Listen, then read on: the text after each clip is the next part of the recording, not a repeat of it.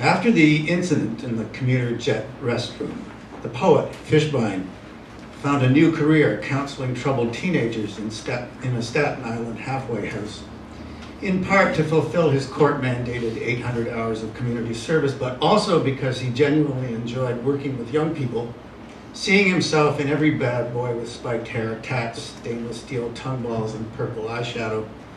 One evening, they were doing ecstasy in front of the fireplace, where a cheery fire consumed cheerily the last of the maple finish kitchen chairs, when the new staff volunteer, Ragiba Placentia, a former drug addict, prostitute, and alcohol abuser, burst through the door exclaiming, "What the fuck is going on?" "Group therapy," said Fishbein dreamily. He found Ragiba, whom he had never seen before in his life, strangely familiar and mysteriously attractive. "Are you the guy who set fire to his shoe over Minneapolis?" she asked. In his current state of mind, Fishbein decided it would be better to use mental telepathy to explain to her the complicated situation involving the joint that flared up and scorched his mustache, how he simultaneously dropped the joint and jerked his head back, knocking himself nearly unconscious on the commuter jet restroom mirror, how the joint somehow became entangled in his sneaker laces, causing the plastic trim to smolder and, yes, emit some noxious smoke, which Fishbein didn't really notice at first because he was trying to see if his head was cut by spying in the mirror through his peripheral vision. How finally the fire alarm sounded and things suddenly became truly confusing. The words shoe bomb and terrorist came into the picture in ways he had yet to understand completely. After explaining all this telepathically, Fishbein realized Ragiba was still waiting for an answer. So he pointed to the eldest teenager, a pale, limp, neurasthenic, semi-conscious boy named Julian, and said, "That would be him." And here's a short story called Woven. After they made love the first time, things got strange. He peeped out through the window blinds, shook himself like a dog, and muttered something about the moon. Then he said, "You must chain me in the closet. Whatever happens, don't let me out.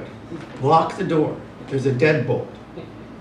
She was drunk and naked and limbic, not thinking with her forebrain, something much lower. "Then what?" she asked flirtatiously. That's the end of that story. All right.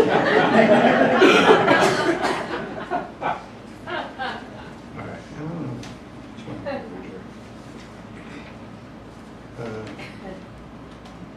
here. I believe, Eland is trying to kill me. Little things.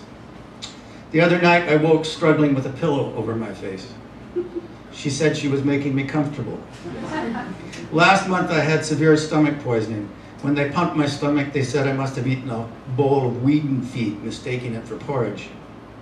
Otherwise, she is loving and attentive in the old way, and I keep my suspicions to myself, not wanting to hurt her feelings. She likes to be needed.